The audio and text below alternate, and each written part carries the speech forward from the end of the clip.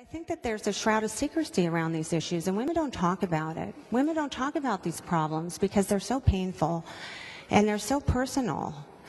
And I wish that you all would consider that these aren't black and white situations, that you would want the best care for your daughters. I mean, you would not hesitate to make a decision that chose your daughter or your niece or anybody who you loved. I think you know that. But unfortunately, for families that are impacted by this, they're not going to have a choice. And how you talk is so disconnected from my own experience. But you talk about abortion like it's all about death, and you talk about these situations. But actually these situations are about life.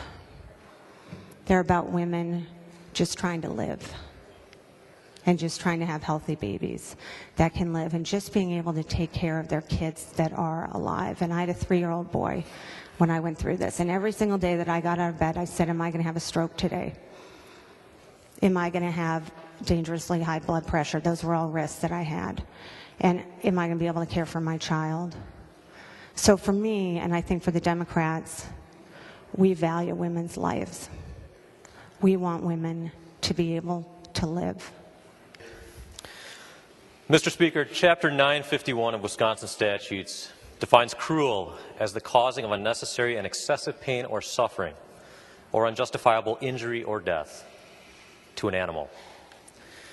As a society, we strive to protect animals from cruel injustices, and many of us balk at the treatment of enemy combatants or wince at the public spanking of an unruly child in the grocery store.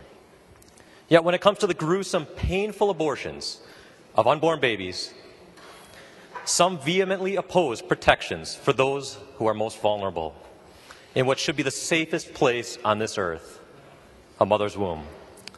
This atrocity can no longer be tolerated in Wisconsin.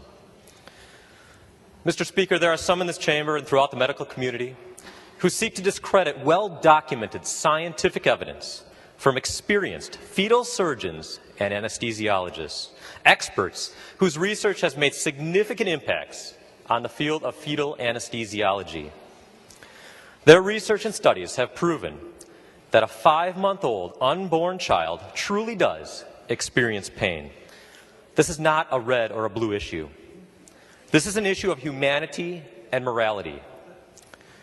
Will you be able to press that red button and convince yourself that children who are dismembered at an age where they could potentially feel pain are not dying by means of cruel and unusual punishment?